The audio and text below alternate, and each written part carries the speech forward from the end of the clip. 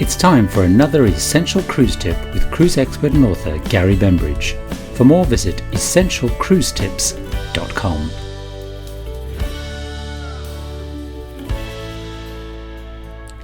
Hi and welcome to another Essential Cruise Tip. Today we're looking at the issue of whether a port or starboard cabin is better and why.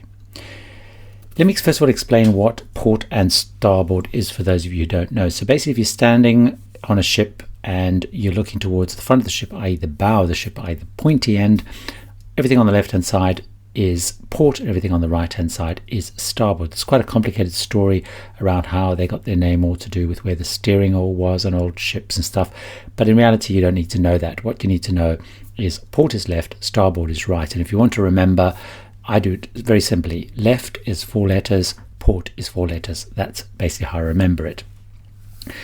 And one of the things that I would say is it actually makes pretty much no difference whether you're on the port side or the starboard side, although a lot of people get really sort of agitated and worried about it.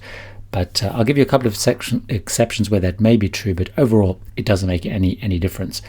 So one of the reasons it doesn't make any difference is port side doesn't necessarily mean that the ship is going to dock on the port side. It's got nothing to do with where the ship docks. It's literally so they have fixed points of references about which is the left and which is the right hand side, so they knew when they were doing navigation which way they were going. It didn't depend which way they were sailing or up or down or whatever. So the ship will actually can dock either side. So the ship can either dock on the port side or the starboard side, and that's really driven by all sorts of things. It could be the what space available, the weather, the tidal conditions, how many other ships are in port, etc., etc. So that decision is not based on whether the port side docks on the port side.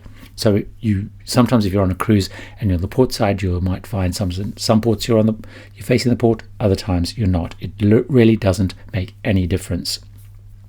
There are a couple of exceptions where you may want to consider, either port or a starboard. In reality, if you're going through very beautiful scenery, whether it's the fjords, whether it's Alaska, that kind of stuff, the best place to actually see the scenery is up on the decks, because there you're going to get a proper 360-degree view of the scenery.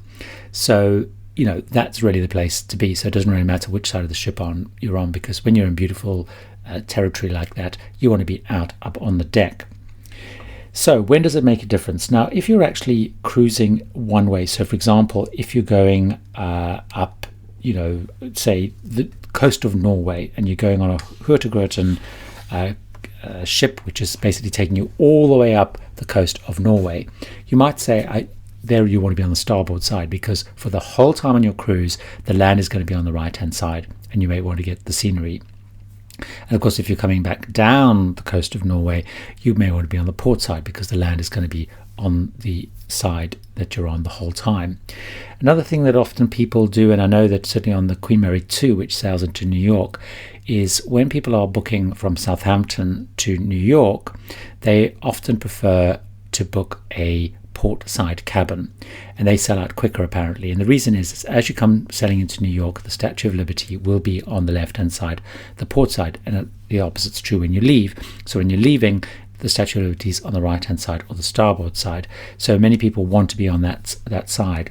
However, again, my view is the best place to be is out on deck. So if you're sailing into New York or sailing out of New York, the best place to be is out on deck, because you not only get to see the Statue of Liberty, but you're also going to get to see the whole of the Manhattan skyline and everything around you.